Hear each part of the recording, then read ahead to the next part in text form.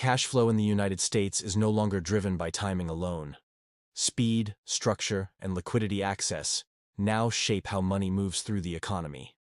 Right now, businesses are not waiting days to know where their cash stands. They see it intraday, sometimes minute by minute. That shift alone changes how decisions are made.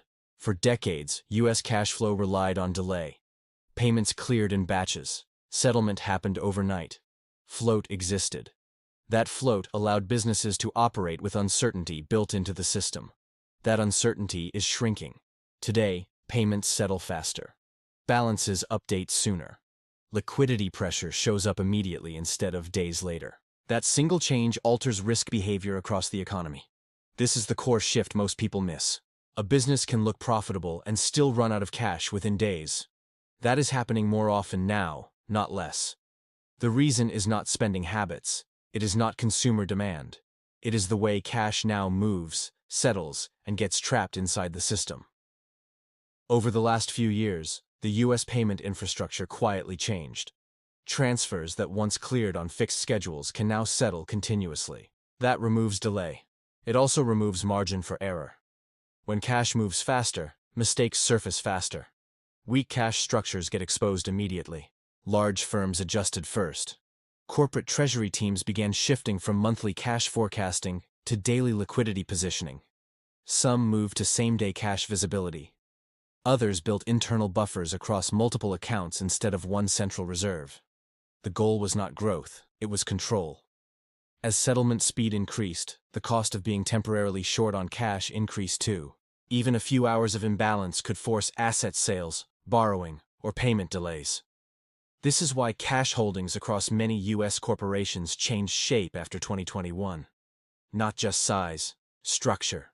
Instead of idle balances sitting in operating accounts, firms began parking excess funds in short-duration instruments that could be converted quickly. Cash became modular, liquid, but segmented. That segmentation matters. When cash is split across instruments, conversion timing becomes a risk variable. If markets tighten, liquidity can dry up temporarily even when total assets look strong. This is where modern cash flow mechanics differ from older models. In the past, cash flow stress was mostly about revenue timing. Today, it is also about liquidity access timing. Banks feel this pressure directly. As payments accelerate, banks must settle obligations continuously. That requires tighter liquidity management and more precise reserve positioning. The margin for operational error shrinks. Seasonal pressure points make this visible. End-of-quarter and year-end funding stress still appears, even in a digital system. Faster settlement does not eliminate stress. It concentrates it. This concentration changes how banks price deposits, structure internal funding, and manage short-term instruments. That behavior flows outward. Deposit pricing affects consumer cash behavior.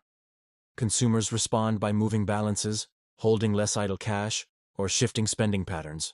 Retail cash flow becomes more dynamic. U.S. consumers now make more payment events per month than in the past. Not because they buy more, but because transactions are fragmented.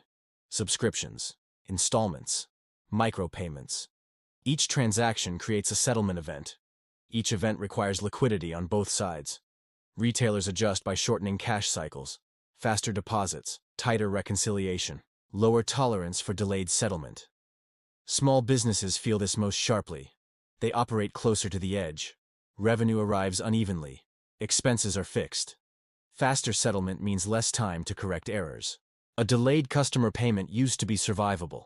Now it can trigger immediate strain. This is why working capital management in the U.S. quietly professionalized, not just for large firms, for mid-sized operators too. Cash flow forecasting is no longer a budgeting exercise. It is an operational discipline. Firms that rely on monthly projections fall behind reality quickly. Those using rolling forecasts adapt better. But forecasting alone is not enough. The mechanics underneath matter. When interest rates rise, holding raw cash becomes costly. When rates fall, liquidity risk dominates. Firms constantly rebalance between return and flexibility. This balancing act influences investment flows across the economy. Money parked for liquidity does not fund long-term projects. Money locked into yield instruments cannot respond instantly. The aggregate result is a more cautious investment environment, even when profits look strong. This is one reason economic growth can feel slower despite healthy earnings. Cash flow velocity changed, not demand. Policy interacts with this system indirectly. Changes in reserve compensation alter bank behavior. That alters deposit incentives. That alters consumer and corporate cash placement. These shifts do not show up immediately in headline data. They show up in liquidity usage, funding spreads, and internal treasury decisions. Markets respond quietly. Firms with flexible cash structures perform more consistently across cycles. Firms with rigid structures experience sharper stress during transitions. This pattern repeats across sectors. Technology firms adjust faster. Capital-intensive industries adjust slower. Service businesses sit somewhere in between.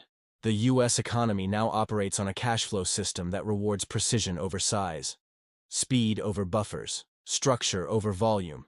This is not visible on income statements. It is visible inside cash mechanics. Understanding this explains why some businesses struggle despite strong sales. It explains why liquidity events still occur in a digital system. It explains why cash flow management has become a strategic function rather than an accounting task. And this is only the surface layer. As cash moves faster, the economy does not become smoother. It becomes tighter. Tight in timing, tight in coordination, tight in tolerance. When settlement compresses, delays stop hiding inside the system. They surface immediately. This changes how pressure travels. Earlier, stress accumulated quietly. Invoices aged. Balances floated. Adjustments happened later. Now stress appears in real time. A payment arriving late does not wait for the end of the week. It collides instantly with outgoing obligations. This is why liquidity stress today feels sudden, not larger, just faster. Businesses adapt by redesigning internal cash paths, not budgets. Paths. Money is routed deliberately. Operating cash stays separate. Reserve cash stays untouched. Contingency cash sits idle but visible. This segmentation reduces reaction time. Firms no longer ask, "How much cash do we have?" They ask, "Which cash can move right now?" That question defines resilience. Across the U.S. economy, this thinking spreads quietly, especially where margins are thin. Timing mismatches now matter more than cost mismatches. A supplier paid one day early or one day late can shift the entire operating rhythm. Not because of amount, because of sequence. Sequence becomes risk. This is why businesses shorten cycles aggressively. Receipts earlier. Disbursements predictable. Exceptions eliminated. Flexibility moves from strategy to operations. Inflation pressure behaves differently under this structure. Prices still change, but reactions accelerate. Cost increases transmit faster because cash clears faster.